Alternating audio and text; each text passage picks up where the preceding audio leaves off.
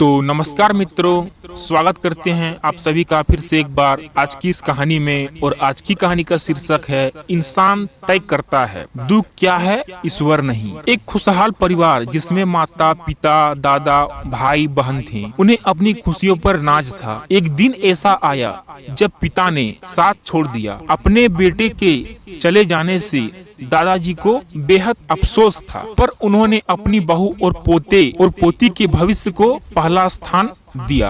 अपने गमों को छोड़कर नई राह पर चलने का जज्बा अपने घर वालों को दिया। लेकिन एक साल बाद ही उनके पोते की एक दुर्घटना में मृत्यु हो गई। यह वक्त बहुत गंभीर था, पर इस वक्त में भी दादाजी को उनकी बहू ने संयम से काम लिया। घर की बेटी की ओर ध्यान देते हुए आगे बढ़े। संयम के साथ ही उम्र के कारण दादाजी ने भी विदा ले ली। अब घर में बस माँ और उनकी बेटी थी। एक खुशहाल परिवार बिखर गया था।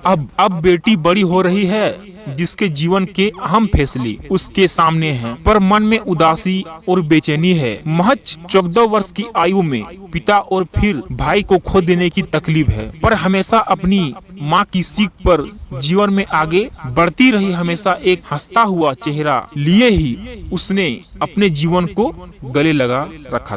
अकेलेपन के बांध टूट गए और उसने भरी हुई आंखों से अपनी माँ से पूछा, माँ, आप हमेशा कहती हो कि हमारी जिंदगी बहुत अच्छी है, दुनिया में बहुत तकलीफ है, पर हमारे साथ ईश्वर हैं। लेकिन मुझे तो यह नहीं लगता। एक एक करके सब चले गए, आज केवल उनकी यादें हैं। तब माँ ने उसे जवाब दिया, बेटा, मैं मानती हूँ तूने बहुत कम उम्र में अपने पिता और भाई को खो दिया। तुझे उनकी कमी महसूस होती है, पर बेटा, तेरे पिता ने इस तरह की व्यवस्था की थी कि हमें कभी भी किसी के आगे हाथ नहीं फैलाना पड़ा, ना हमारे सर के और ना कभी तेरे परवरिश में कोई कमी आई। तेरे और मेरे नसीब में उन सब से दूर जाना तय था, पर ईश्वर में विश्वास रखते हुए